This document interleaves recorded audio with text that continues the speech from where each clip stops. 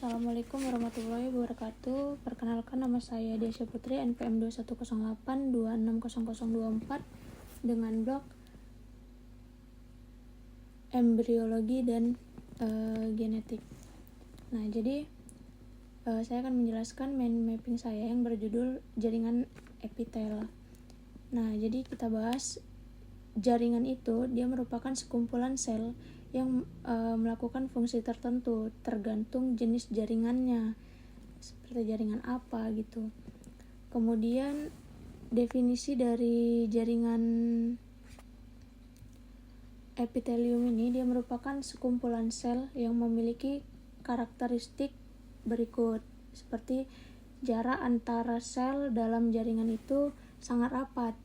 Jadi membran plasma antar plasma seperti saling menyentuh. Nih, dia seperti saling menyentuh. Kemudian beda dengan jaringan ikat yang jarak antar selnya dia berjauhan karena diantaranya banyak ekstra selular matriksnya. Nah, jadi karakteristiknya itu sel-sel ini di atas sel-sel ini duduk di atas basement membran. Nah, jadi basement membran ini dia merupakan sebuah materi yang memisahkan antara jaringan epitel dan yang ada di bawahnya seperti jaringan ikat. Nah, jadi karakteristik dari jaringan epitelium adalah bahwa jaringan ini merupakan jaringan yang avaskuler yang tidak memiliki pembuluh darah. Nah, jadi kalau misalkan di jaringan epitelium ini dia nggak ada pembuluh darah, maka dia dapat oksigen dari mana gitu kan. Jadi dapat oksigen dan nutrisinya itu dia dari peredaran darah jaringan yang ada di bawahnya. Oksigen dan nutrisi itu dia akan berdifusi ke jaringan epitelium. Jadi ini jaringan peredaran darahnya.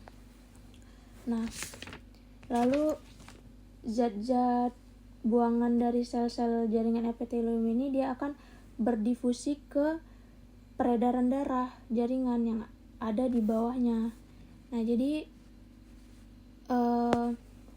karakteristiknya itu dia ada 4 jaringan epitelium.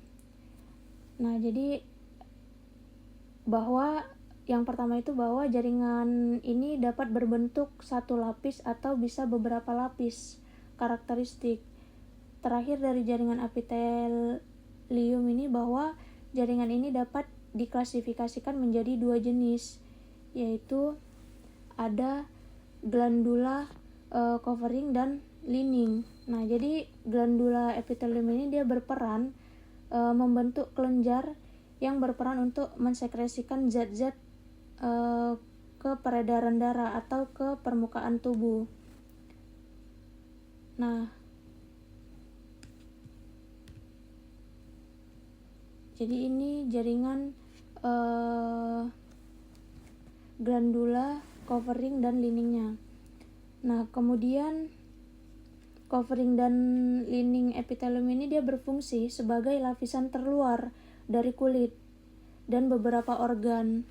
Nah, ini dia lapisan terluarnya. Dan dia juga berfungsi sebagai lapisan terdalam rongga-rongga tubuh dan juga kardiovaskular sistem, yaitu jantung dan pembuluh darah dan segala macam saluran dalam tubuh kita seperti saluran kemih, pencernaan, pernapasan, dan juga reproduksi. Nah, jadi yang pertama itu jaringan epitel itu dia memiliki 4 fungsi. Nah, yang pertama itu adalah fungsi proteksi. Nah, jadi fungsi proteksi jaringan epitelium yang berada di kulit yang melindungi tubuh dari trauma di luar tubuh. Jadi kulit bagian terluarnya itu dia yang melindungi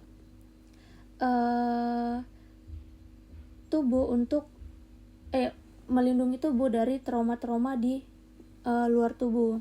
Kemudian ada fungsi sekresi dan absorpsi. Nah, jaringan epitelium yang berada di saluran pencernaan, jaringan epitelium dapat mensekresikan enzim untuk mencerna makanan dan juga dapat. Yang kedua itu fungsi sekresi dan absorpsi. Nah, jadi jaringan epitelium yang berada di saluran cerna, jaringan epitelium, dapat mensekresikan enzim-enzim untuk mencerna makanan dan juga dapat mengabsorpsi zat-zat makanan yang sudah dicerna. Kemudian fungsi terakhir itu dia menjalankan fungsi sensoris, contohnya epitelium pada permukaan lidah.